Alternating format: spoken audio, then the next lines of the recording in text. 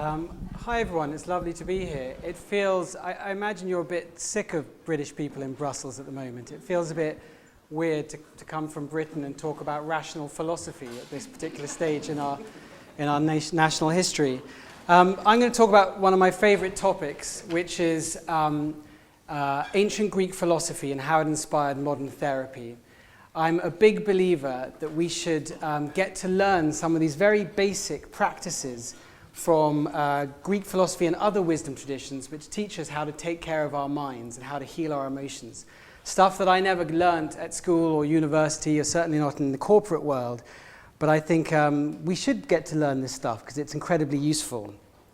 Socrates said, "I teach my students how to take care of their souls," which is where the word psychotherapy comes from. It literally means care of the soul. Cicero said, "There is a medical art and its name is philosophy."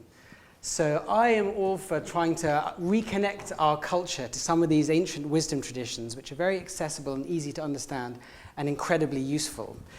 And I'm going to give you just a few tips from ancient Greek philosophy, particularly from the philosophy of Stoicism, which have helped me. So I didn't do philosophy at university. When I was a teenager and in my early 20s, my friends and I were growing up in the mid-90s. I guess you could say we were like amateur neuroscientists. We liked to experiment on our brains with different drugs every weekend and see what kind of impacts we had. So we started off experimenting with marijuana when we were about 14. I first took LSD when I was 15, MDMA and other kinds of things, and we had very interesting results in our experiments, and we had some great times. Let's not deny it. I mean, some really, ecstatic experiences. But quite soon I noticed friends of mine getting into trouble. So my best friend had a kind of psychotic episode on LSD when he was 16 and was sectioned. Other friends developed mood disorders, and I saw this happening to quite a few friends of mine at school, but it didn't really affect me until my first year at university. So I had a couple of scary experiences on LSD. And I dealt with them in a classic kind of English fashion. I didn't talk to anyone about it for several years and just kind of buried it. And then the psychic bruise emerged in my first year at university. I started to get kind of panic attacks, nightmares, depression, social anxiety, none of which I had the words for or the vocabulary for. All I knew, I'd been very happy and extrovert for the first 18 years of my life. Suddenly I was like a stranger to myself and I couldn't work out what was going on with me. So I kind of clung together and made it through university, and then afterwards I hit rock bottom. I became a financial journalist.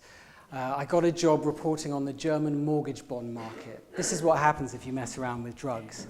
And I remember I took a week's, I was still desperately trying to work out what was going on with my emotions. I took a week's holiday from this job, and I went to the British Library, and I spent the whole week reading the works of Sigmund Freud, because he was the only psychologist I'd heard of. I can tell you that was the worst holiday ever. I really, don't recommend it. I was miserable at the start of the week and suicidal by the end of it. So I was desperately trying to figure out my emotions and what I could do about it. My parents, my kind, lovely parents, paid for me to go and see a therapist, and he diagnosed me as suffering from social anxiety and post-traumatic stress. He said he could cure me just by waving a finger in front of my eyes, I kid you not, for half an hour. I thought, that's incredible. I've been suffering for 6 years, and it sounds too good to be true. In my case, it was, but apparently it does work for some people.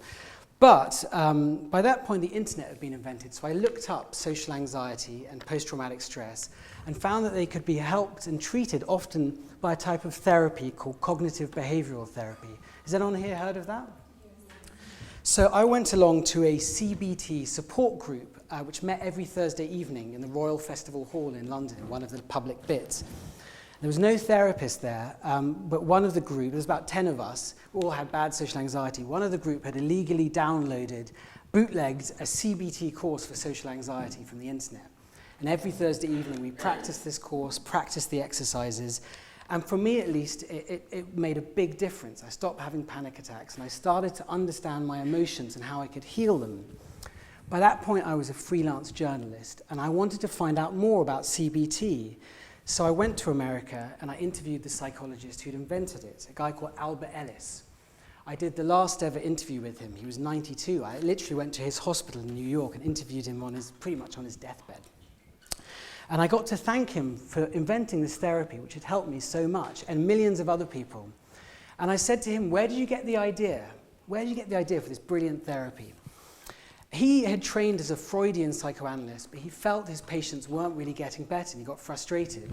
So he looked around for other ways to approach the emotions. And he came across Greek philosophy, and particularly a philosophy called Stoicism, and a quote from a Stoic philosopher called Epictetus. Epictetus said, humans are disturbed not by events, but by their opinion about events. If there's one takeaway quote, that's the quote I'd love you to remember. Humans are disturbed not by events, but by their opinion about events. That inspired what Ellis called the ABC theory of the emotions, which is at the heart of cognitive therapy. A stands for an event, an activating event, something that happens to you. B stands for your belief, how you think about that event. And C stands for the consequent emotion. Now, usually it feels like our emotions just happen to us automatically in response to an event, and you don't really have any choice about it. They feel very involuntary and automatic. You walk into the office, you see Judy in the accounts section, she's got a frown on her face, and you just immediately feel angry. There's just an action and a reaction. And someone says, why are you in such a bad mood? You say, it was because of Judy. But actually what Epictetus would say is your beliefs, your interpretation played a role. You interpreted a certain way. You thought maybe something like, Judy's frowning at me. Judy's never liked me. How dare Judy not like me? Judy's such a cow. God, that makes me mad. Everyone should like me. Something like that. That interpretation led to you feeling angry and offended and hostile and indignant for the rest of the day. Once you understand B, the role of your beliefs and your interpretation on your emotions, then you can hold B up to the light and examine it in this Socratic way and say, is my interpretation definitely true? And is it definitely wise? Are there other ways you might be able to look at that situation? Any ideas?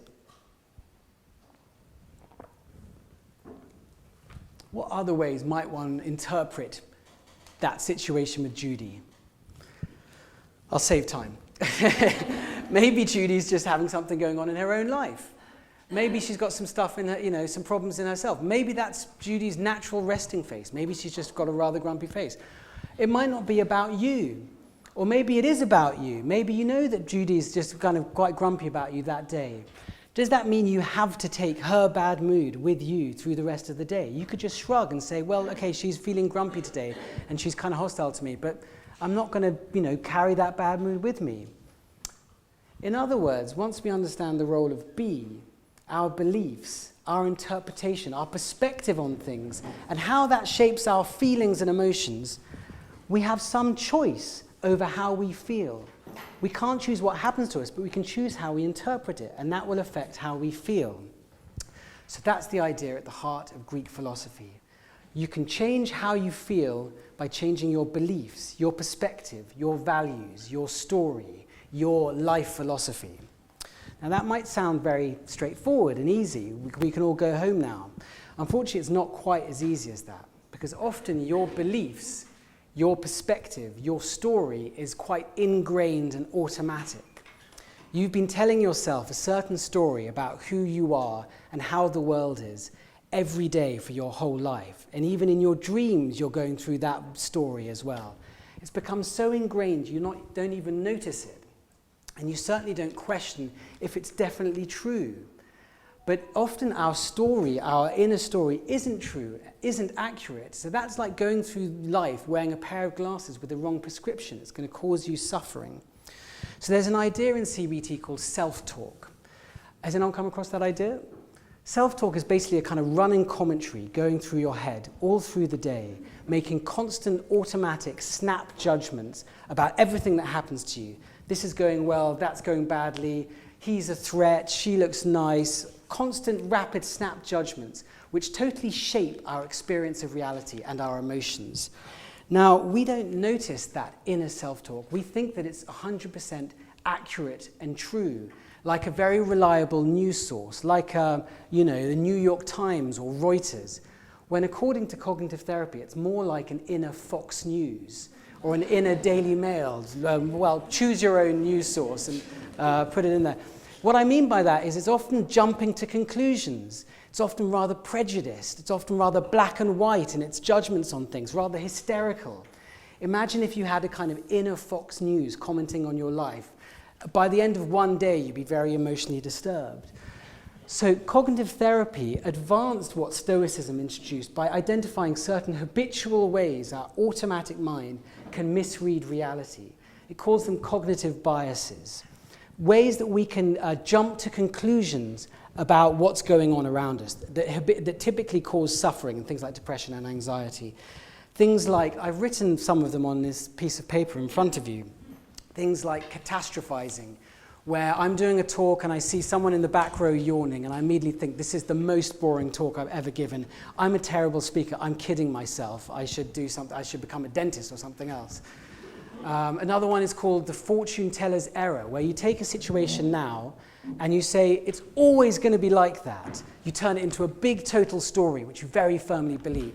Because I don't have friends now, I'm never going to have friends. Because I'm sad now, I'm always going to be sad. You turn it into a total story. Another one's called the mind reader's error, jumping to a conclusion about what someone else thinks based on a little bit of evidence. I know that Judy hates me. I know that my dad has never respected me. You never really test out your story. We can often be very attached to very negative stories about ourselves and the world. Dostoevsky said, never underestimate how, I'm paraphrasing in case there's any Dostoevsky hardcore fans here, never underestimate how attached we can be to our suffering. We can be very attached to negative stories and really adamant about it and refuse to let them go, even if they cause us a lot of suffering. So what can we do about that? If we notice in our self-talk, I mean, first of all, how do we notice these traps in our own story and our self-talk? Well, the technique that CBT uses is called the Socratic method. It comes from Greek philosophy. It comes from Socrates, the father of Greek philosophy. Socrates would engage people in conversations in Athens. He'd just go up to them and say, where are you off to? What are you doing with the day? What motivates you? What's important? What's your idea of the good life? And they'd say, Socrates, I'm a bit busy. Would you mind? I've got a place to be. And he would just say, well, let's just have a conversation. He would get them. Socrates said that most people sleepwalk through life on automatic pilots, never really examining their beliefs or values. If you went into a pub and came across a pill on the floor, you wouldn't pick it up and swallow it without knowing what it was, unless you're having a really boring weekend. But when it comes to our own beliefs and values, that's often what we do. We pick them up from our friends, our family, our culture, and swallow them without reading the label, without asking, is this definitely true or wise or good for me? So he would get people to ask themselves questions, and that's what happens in CBT as well. You go into CBT and you say, I'm really depressed, and they ask you questions to try and find the story, the beliefs, the values underlying it. In my case, for example, with my social anxiety, it was my philosophy. I cared very much about what other people thought of me. I did what Albert Ellis calls masturbating. I said, other people must like me, and if they don't, it's a disaster. That subconscious life philosophy was causing me a lot of needless anxiety. So I could learn to examine it by asking myself questions, and in therapy as well, and say, is that definitely true or wise? Maybe I can accept myself even if other people don't. But do we have control over our thoughts? Do we have control over our beliefs? To what extent are we the kind of slave of circumstances or our genes or things like that? Well, another idea in Stoicism is the importance of knowing what you control in life. Again, this comes from Epictetus, this Roman philosopher in the 1st century AD. He was a slave in the Roman Empire, so he had very little control over his external situation. And yet this slave, Epictetus, developed a philosophy of resilience, which is still at the heart of resilience psychology today. He said the key to resilience is to know what you control and know what you don't. He divided all of human life into 2 zones. Like a true Londoner, I call them Zone 1 and Zone 2. Zone 2 are the things in life over which we don't have complete control. Zone 1 are the things in life we do have control over if we choose to exercise it.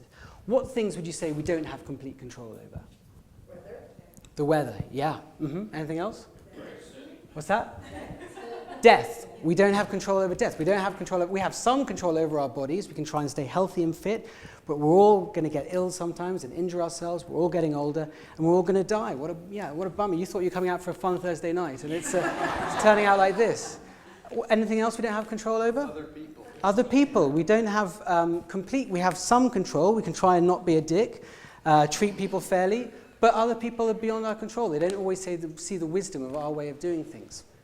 To cut to the chase, according to Epictetus, everything external, even our own bodies, we don't have complete control over. Everything in Zone 2 is subject to change. It's this idea you get in Heraclitus, like in Taoism and Buddhism, everything changes, everything flows. Nothing stays the same in the external world. We don't really have control over it. So what do you think he put in Zone 1? What do you think he said, according to Epictetus, that we do have control? Where are we sovereign? Where do we have power? Right, exactly.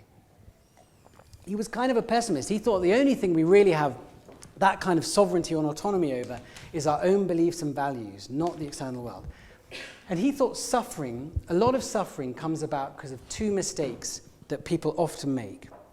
The first mistake is we become either very attached or very averse to something in Zone 2. We forget that we don't have complete control over Zone 2, and we try to be like a god and say it must be a certain way. I must be liked by other people, by everybody. I must always be a success. I must be the top of the best in my department. I must get promotion, this kind of thing. You must love me. Or it mustn't be like this. I mustn't lose the election. We mustn't leave the European Union. These kinds of things. And when you get these kind of rigid, inflexible thinking, you forget we don't control those things. You make yourself a slave of fortune. And then when fortune spins its wheel, which is a classic image in kind of medieval philosophy, then you feel helpless and frustrated and angry and the slave of fortune. So this is what the Stoics say. They say if you're overly attached to externals, you're always going to be the slave of fortune. You're going to be tossed up and down like a boat in a storm. You will never be master of yourself.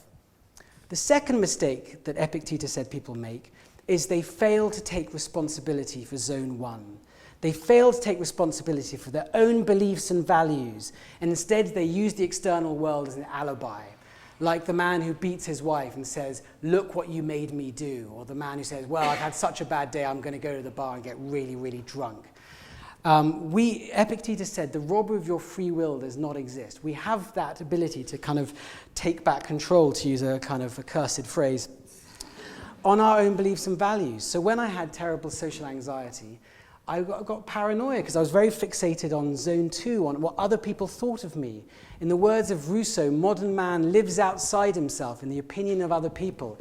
If I got a good reaction from other people, I felt great. As soon as I got a bad reaction, I felt terrible. It wasn't a wise way to live. I was tying my self-esteem to the fickle stock market of public opinion. And I could take back autonomy by saying, what's in my control? My own beliefs and values. I can choose to accept myself even if other people don't. So that's a very useful technique for feeling some kind of autonomy and control, even in a very complex and changing world. Now, the third idea I want to talk about is the importance of habits. Let's say you hear a good talk or you come across a good book and you think, right, I get it. I get how to live wisely now. I get how to be a good kind of wise Stoic philosopher. And that might change you, and you might be changed for the rest of the day, or for a few days, or even a week, or even a month or so. But the chances are you're then going to go back to the person you were before and the philosophy you lived by before. Because our philosophies actually aren't conscious, they're automatic. They're ingrained in habits. So as Socrates said, we sleepwalk through life. Most of the time we're on autopilot. Because of that, the Greeks really understood the importance of habits and habit training. The word ethics actually comes from habits. Aristotle and other great Greek philosophers said, we are what we repeatedly do. So excellence is not an act, but a habit. And they developed brilliant techniques for creating good habits and weakening bad habits. Things like the maxim, for example. They designed their philosophy to be easy to remember. Unlike, say, Kant or Hegel or Marx, who wrote these enormous tomes, Greek philosophy texts were full of these little catchphrases or proverbs, little kind of chunks of wisdom, which the trainee philosopher would memorize and say to themselves over and over, or maybe sing to themselves, and write down in little handbooks, which they called enchiridions, and they'd carry them around, so that when they felt stressed or unhappy or defeated, they could look at their handbook and remind themselves of some of these phrases. So Greek philosophy is full of them. Things like everything in moderation, Or for Marcus Aurelius, life itself is but what you deem it, or know yourself. And the same kind of technique is used in CBT. When I was doing CBT, there were certain phrases I would repeat to myself over and over every day for half an hour for a good 2 months. Things like, I choose to accept myself, or I choose to focus on the present moment. I choose not to let my anxious, negative thoughts bully me anymore. So you repeat them over and over. And sometimes people say that sounds a bit like brainwashing. But the point is, we're already brainwashed. You've repeated certain ideas to yourself over and over. They're so ingrained. So if you want to change yourself, you have to re-brainwash yourself, but you get to choose the ideas you repeat. Marcus Aurelius said, the mind becomes dyed with the color of its habitual thoughts. Therefore, soak your mind in these ideas. Another technique they used was the journal. Seneca, the Roman philosopher, said, find a quiet place and at the end of the day, write down, what did I do well? What did I do badly? Keep track of your progress. Epictetus said, count the number of days on which you've managed to resist a bad habit. And if you get to 30 days, then consider you're making progress. So there's lots of these different techniques they use for strengthening yourself in good habits to make your philosophy not just something you say in the cafe, but a way of life. Epictetus said, you may be great at philosophy in the lecture room, but go out into the street and you're miserably shipwrecked. So how do we practice it? It has to be a daily training. So you see that a lot of these techniques deeply informed modern therapy, cognitive behavioral therapy, and also a type of psychology called positive psychology, which uses some of these techniques from the Stoics, from Plato, from Aristotle, from Buddhism, and tests it out and measures the results to see how they make people suffer less and feel happier. And because of this new science, there's now this movement called the politics of well-being, where governments and organizations say, look, we've got the science that shows how people can flourish. So we as governments or as companies or as organizations should just give this science to the people. We know what leads to the good life. So the former president of the EU, Herman Van Rompuy, said, there's now this science of well-being. We should make it known to every man and woman in the street. And he wrote the introduction to the World Book of Happiness. David Cameron, before he was ambushed by events, his big thing was the politics of well-being. He said we should measure national well-being, as did Sarkozy in France. Our government has put about £2 billion into making CBT available. So there's this kind of, in a way, Stoicism and Buddhism for the masses, rolled out to the masses. And in some ways, I'm for this. I'm very much for it, because I never learnt this stuff at school. I never got taught it at university, this basic stuff. I had to figure it out for myself. Why were we never taught how to take care of our minds? But my one final warning is this. Science can measure some things, like it can measure whether these techniques help people to overcome things like mental suffering. But science can't prove once and for all what helps people to flourish. And the reason for that is there are different definitions of flourishing. If I asked you all in this room, what's your definition of the good life? What's your definition of flourishing? I'd have 70 different answers. If you looked at the Greek philosophers, they all had similar techniques for changing the self, but different ideas of the goal, of what it means to flourish and succeed in life. It might be being happy if you're an Epicurean, or being a good citizen if you're an Aristotelian, or being at one with God and the divine if you're a Stoic or a Platonist. So it's a bit risky if governments say, we know what makes you flourish. You've got to be careful not to be illiberal. I think that governments and schools and universities and organizations should teach people these techniques for learning to know ourselves and change ourselves, but leave it for us to decide what it means to flourish rather than telling us. And I think the best place to do that is in places like this, through kind of open conversations, so we get to talk and decide for ourselves what it means to live a good life. That's my half hour. Thank you.